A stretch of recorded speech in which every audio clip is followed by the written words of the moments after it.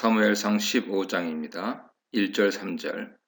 다시 사무엘이 등장하는데 그는 선지자로서 하나님 명령을 전달하기 위해 사울을 방문합니다. 사무엘은 여호와를 만군의 여호와라 부르는데 이것은 많은 군대를 거느린 여호와라는 뜻으로 거룩한 전쟁 문맥에 잘 어울리는 호칭이죠. 2절에서 왜 아말렉을 쳐야 하는지 이유를 설명하고 있습니다. 여기에 나온 역사는 출애굽기 17장 8절 16절에 언급된 아말렉이 막 출애굽한 이스라엘을 공격한 사건입니다. 이 사건에 대해 하나님께서 왜 아말렉에 대해 심하게 진노하시는지 신명기 25장 17절 이하에 그 이유가 나옵니다. 피곤하고 약한 자들을 공격했기 때문이죠. 하나님께서는 아말렉 공격을 정당한 전쟁이 아니라 약자를 약탈하고 유린하는 것으로 보신 것입니다. 또한 여호와를 두려워하지 않았기 때문입니다. 사방 나라들이 알 정도로 큰 이적을 행하시며 이스라엘이 하나님 백성이라는 것을 알리셨는데 아말렉이 감히 하나님 백성을 공격해서 하나님 주권을 침해하려고 한 것입니다. 하나님께서는 아말렉에 대해 대대로 싸우겠다 선언하셨고 지금 사울에게 아말렉에 대한 하나님 징계를 시행하라 명하신 것이죠. 3절에서 하나님께서는 이스라엘에게 진멸을 선언하십니다. 진멸은 거룩한 전쟁 혹은 여호와 전쟁의 한 요소로 남녀, 소아, 젖먹이, 우양, 낙타, 나귀 등 살아있는 모든 것을 죽여서 하나님께 바치는 것을 의미합니다. 일견 잔인해 보이는 이 진멸은 하나님의 심판을 철저하게 받아야 하는 대상에게만 이루어진 것이고 모든 전쟁에서 행해진 것은 아닙니다. 진멸 대상이 되는 전쟁은 가나안 7족속과 아말렉과의 전쟁에 한정되어 있고 나머지 민족들과의 전쟁은 사람들을 포로로 잡고 그들의 재산은 노획하는 일반적인 고대 근동 전쟁 규례를 따르고 있습니다.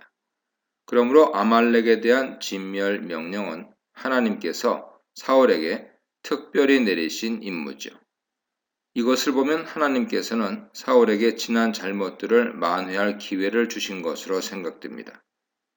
지난번과 달리 이번 임무를 하나님 명령대로 잘 수행하면 하나님께서는 사울이 회개한 것으로 여기고 지난 잘못을 덮어주려 하셨을 것입니다. 하나님께서는 진정으로 회개하는 자들에게 가장 너그러우신 분이기 때문입니다. 4절 9절입니다. 사울은 명령을 받고 아말렉과 전쟁하기 위해 백성들을 소집합니다. 자신의 상비군 이외에 전쟁을 위해서 이스라엘 백성들 중에서 군사를 불러 모았는데 숫자가 보병이 20만 명이고 유다 사람이 10,000명이었습니다. 사무엘상 11장에서도 유다가 독립적으로 언급되었죠. 사울은 군대를 모아 아말렉 사람들이 거주하고 있는 지역 골짜기에 매복시키고 공격 준비를 했습니다. 그런데 여기서 사울은 아말렉에 거주하는 개인 사람들에게 자신들이 공격할 것임을 알려주며 그곳에서 떠나라는 권고를 합니다. 본문에서 그 이유를 이스라엘이 이집트에서 올라올 때 이스라엘을 선대했기 때문이라 설명합니다. 개인 사람들은 모세 장인 후손들로 이스라엘과 오랫동안 우호 관계를 유지하고 있었습니다. 모세 장인은 광야에서 백성들을 통제하는 관리 제도를 알려주었죠. 또한 이들은 사사기 1장 16절에 따르면 유다 자손과 같이 가나안 땅으로 들어와 유다 남방에 거하였다고 말해주고 있습니다. 개인 사람 아내 야엘은 이스라엘 적인 시스라를 죽이며 이스라엘을 구원하는데 결정적 역할을 하기도 했죠. 이런 사울 경고를 들은 개인 사람들은 아말렉 사람들 가운데서 떠나갔습니다. 여기서 출애굽 시 광야에서 이스라엘을 선대한 백성은 구원을 받고 이스라엘을 공격한 아말렉은 심판받는 모습을 대조적으로 표현하고 있습니다. 8절에서 사울은 아각을 사로잡고 칼날로 모든 백성을 진멸했다 말합니다. 여기까지 보면 사울이 매우 성공적으로 여호와 명령을 수행하고 있는 것으로 보입니다. 하지만 9절에서 사울과 백성들이 아각과 소, 양과 살진 짐승들의 가장 좋은 곳과 보기에 좋은 가축들은 모두 남겼다고 보고합니다. 그들이 진멸하는 것을 좋아하지 않았기 때문이죠. 그래서 이들은 쓸모없어 버려질 만한 것들만 죽였습니다. 본문에서 진멸하다라는 단어를 사용하고 있지만 이렇게 쓸모없는 것만 골라서 죽이는 것에 대해 진멸하다라는 단어를 사용하는 것은 적절치 않습니다. 부적절한 단어를 사용하므로 사울이 여호와께서 내리신 진멸 명령을 제대로 수행하고 있지 않다는 것을 역설적으로 보여주고 있죠.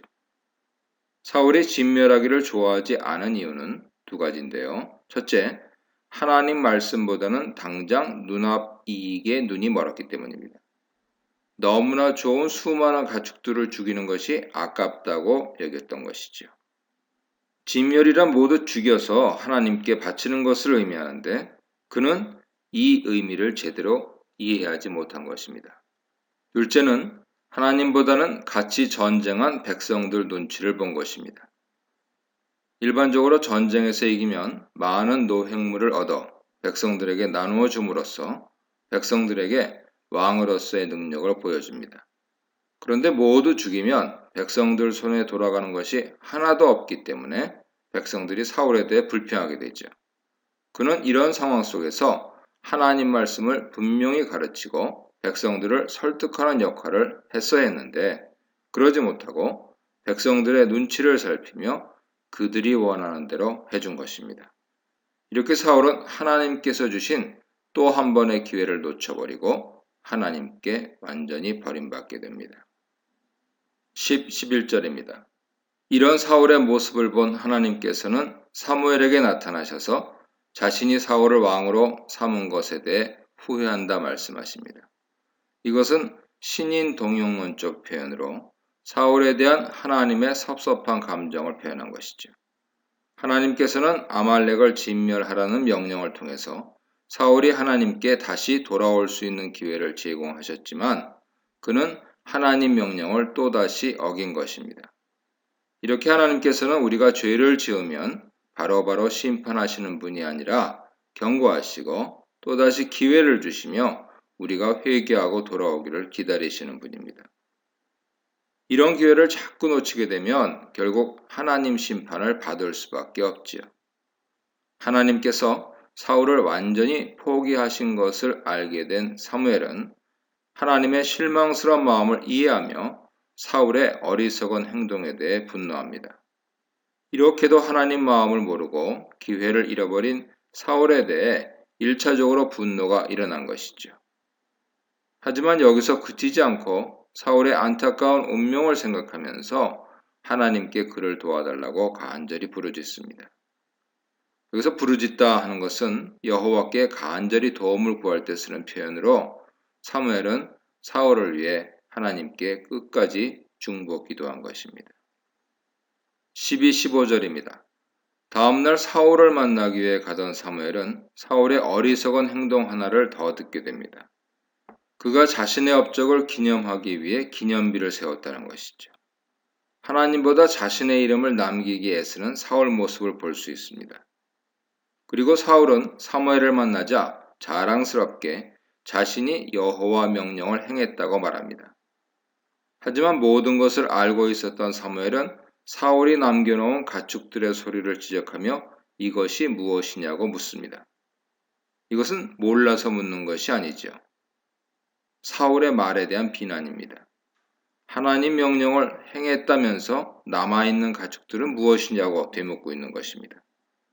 이런 사무엘 지적에 사울은 백성들이 끌고 온 가축으로 여호와께 제사를 드리기 위해 가장 좋은 가축들을 남긴 것이라고 변명합니다.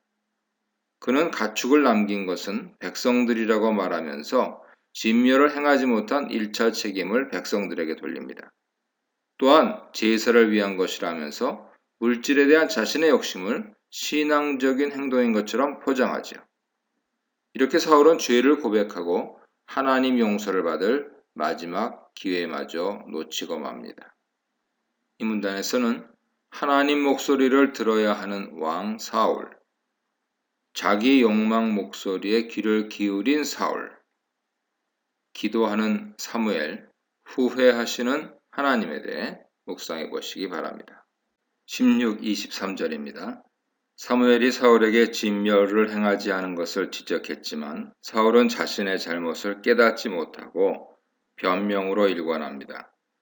이에 사무엘은 사울에게 조용히 하라고 경고하고 하나님 말씀을 전달하죠. 먼저 하나님께서 사울을 왕으로 삼으신 상황부터 이야기를 시작합니다. 사울이 왕이 된 것은 그에게 힘이 있어서가 아니라 여호와께서 그를 선택하시고 기름 부어 왕으로 삼으셨기 때문이라는 사실을 드러냅니다. 하나님께서 사울을 왕으로 선택하셨다는 말을 들었을 때 사울은 자신의 지파와 집이 미약하다는 사실을 피력했고 왕으로 선택된 순간에는 감당하기가 두려워 숨기까지 했습니다. 그래서 하나님께서는 자신감 없는 사울을 위해 3가지 표징을 주시면서 그를 왕으로 선택했다는 확신을 주기까지 하셨습니다. 이렇게 사울을 왕으로 세우신 하나님께서 그에게 죄인 아말렉 사람을 진멸하라 명령하셨습니다. 여기서 진멸을 강조하기 위해 그들이 완전히 없어질 때까지 전쟁하라고 부가 설명합니다. 19절은 수사의문문을 통해 사울 죄를 지적하는데 수사의문문은 당신이 어떻게 이럴 수 있습니까? 라는 비난의 논조를 표현하고 있죠. 사무엘은 사울이 여호와의 말씀에 순종하지 않고 탈취물을 취하기에 급급한 모습을 보였는데 그것이 여호와 눈에 악한 행동이라고 비난합니다. 하나님께서 사울에게 아말렉을 진멸하라고 하신 이유는 아말렉이 여호와 앞에 죄를 범했기 때문입니다. 그래서 18절에서 아말렉을 죄인 아말렉이라고 말하고 있습니다. 왜 죄인인지는 이미 2절에서 설명했죠. 하나님께서는 사울을 통해 하나님 공의를 드러내는 심판을 하실 계획이었고 그래서 노획물을 얻는 일반 전쟁이 아닌 진멸 전쟁을 명령하신 것이죠. 그런데 사울이 노획물을 남겨둠으로써 이런 하나님 계획이 심판의 진멸 전쟁이 아닌 노획물을 얻기 위한 일반 전쟁으로 변질되어 버린 것입니다. 하지만 사울은 이런 사무엘 지적에도 자신이 여전히 하나님 말씀에 순종하여 아각을 끌고 왔고 백성들을 다 죽였다고 주장합니다. 사울 말에 모순이 있는데요. 진멸했다면 아각도 죽였어야 했는데 아직까지 그를 살려두고 있는 것이죠. 사울은 계속해서 자신은 온전히 순종했지만 백성들이 당신의 여호와께 제사를 드리기 위해 가장 좋은 것을 가져온 것이라고 또다시 변명합니다.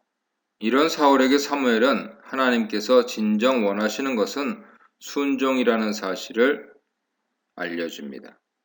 번제와 다른 제사와 같은 종교 행위보다 하나님 말씀에 귀를 기울이고 그의 말씀대로 행하는 것이 하나님께서 가장 기뻐하시는 것이죠.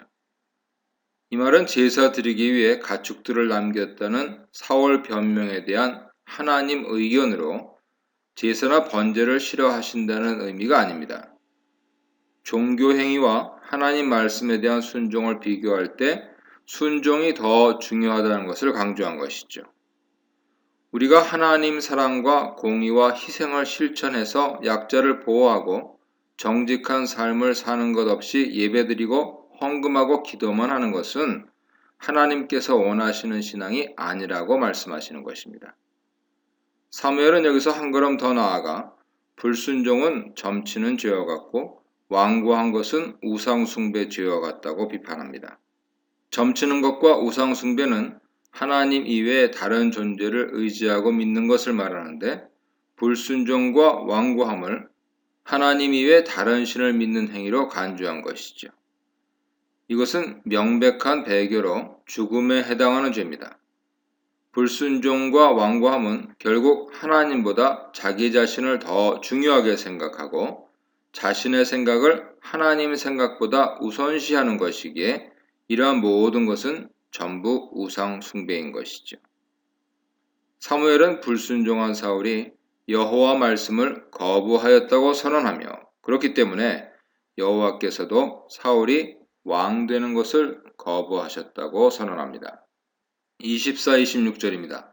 사무엘이 하나님께서 왕을 거절했다고 최후 통첩을 보내자 그제야 사울은 자신의 죄를 시인하고 하나님 말씀보다 백성들의 목소리를 들은 것이 자신의 죄의 원인이라고 합니다. 자신을 왕으로 세우신 여호와보다 자신을 왕으로 섬기는 백성들을 더 두려워했다고 고백합니다. 사울은 일단 권력을 갖게 되자 계속해서 권력을 유지하고 싶었고 그러기 위해 백성들의 눈치만 살피며 일하게 된 것이죠. 그리고 사무엘에게 자신의 죄를 용서해 달라고 빌면서 자신과 같이 가서 여호와께 예배 드릴 수 있게 해달라고 부탁합니다. 여기서 사울이 사무엘과 같이 가기를 요청한 이유는 사무엘이 동행하는 것은 여전히 하나님께서 사울과 함께 하신다는 상징적인 모습이기 때문입니다. 그는 사무엘을 통해서라도 여호와의 자비를 얻기 원했던 것입니다. 하지만 사무엘은 이런 사울 요청을 거절합니다. 23절에서 한 말을 반복하면서 이미 하나님께서 왕을 버렸다는 사실을 확인시켜 줍니다. 이런 사울의 모습과 대조를 이루는 사람이 다윗이죠. 다윗은 죄를 지적받자 바로 회개함으로 죄사함을 받습니다. 그가 비록 더 흉악한 죄를 지었지만 회개의 기회에 올바로 반응했기에 하나님께 버림받지 않고 왕권을 지켜나갈 수 있었던 것이죠. 여기서 우리가 중요하게 배워야 할 것은 죄를 짓지 않는 것도 중요하지만 만일 죄를 지었다면 빨리 깨닫고 회개하는 것이 더 중요하다는 것입니다. 아무리 사랑이 많은 하나님이시지만 죄를 시인하고 회개하지 않는 자는 용서하시지 않기 때문입니다. 27, 31절입니다. 사무엘이 단호하게 거절하며 돌아가자 사울은 사무엘의 옷자락을 붙잡습니다. 옷자락을 붙잡는다는 것은 그가 사무엘에게 간청하고 있다는 것을 의미하죠. 이때 사무엘 옷자락이 찢어져 버립니다. 옷이 찢어진 것에 대해 사무엘은 여호와께서 이스라엘 나라를 왕에게서 찢어내어 왕보다 나은 왕의 이웃에게 주겠다는 상징으로 해석합니다. 그리고 이런 하나님 결정이 결코 번복되지 않을 것임을 선언합니다. 변개함으로 번역된 단어는 11절과 35절에서 후회하다로 번역된 단어와 동일합니다. 11절과 35절에서 후회하신 하나님이 29절에서는 후회하지 않는다 혹은 변하지 않는다 말씀하시는 것은 모순처럼 보이기도 하지요. 하지만 29절에 변개함이 없다 하는 표현은 미래를 말하는 것으로 하나님께서 이번에 사울에 대해 결정하신 것은 앞으로 절대 바꾸지 않으실 것이라는 이성적인 측면을 강조하는 표현입니다. 반면에 11절과 35절에 후회하다라는 번역은 현재 상황 속에서 하나님의 내적 감정을 표현한 것이죠. 여기서 우리는 하나님께서 우리의 죄 때문에 슬퍼하시고 마음 아파하신다는 것을 알 수 있습니다. 하지만 사울은 이런 선언에도 사무엘에게 절박하게 매달리는데 하나님께 버림받은 것을 백성들 장로들에게 들키고 싶지 않았기 때문이죠. 그렇기 때문에 비록 죄인일지라도 백성들 앞에서는 자신을 높여달라고 부탁합니다. 백성들 앞에서는 계속해서 여호와와 동행하는 왕으로 보이고 싶었던 것이죠. 결국 사울의 절박한 요청에 사무엘은 사울의 말을 들어줍니다. 하나님께 버림받은 사울에게 이제 남은 것은 겉모양뿐이죠. 32, 35절입니다. 사무엘은 자신의 손으로 여호와 전쟁을 마무리하는데 사울이 살려둔 아각을 여호와 앞에서 토막내어 죽입니다. 사무엘은 네 칼이 여인들에게서 자식을 빼앗아 간 것처럼 네 어머니에게도 자식이 없게 하겠다고 말하는데 이것은 그동안 살육과 전쟁을 일삼아 여호와 앞에 많은 죄를 지은 아각을 처형하는 것은 합당한 벌임을 알리기 위한 것입니다. 여기서 다시 진멸 전쟁은 여호와 심판 전쟁이라는 것을 보여주죠. 이렇게 아말렉과의 전쟁을 마무리한 사울과 사무엘은 각자 자신의 집으로 돌아가고 사무엘은 더 이상 사울을 만나지 않습니다. 하나님께서 사울을 버리셨기 때문에 더 이상 사무엘을 통해 사울에게 하실 말씀이 없기 때문입니다. 이 문단에서는 제사보다 나은 순종, 화려한 변명, 단순한 판정, 멈추지 않는 변명에 대해 묵상해 보시기 바랍니다.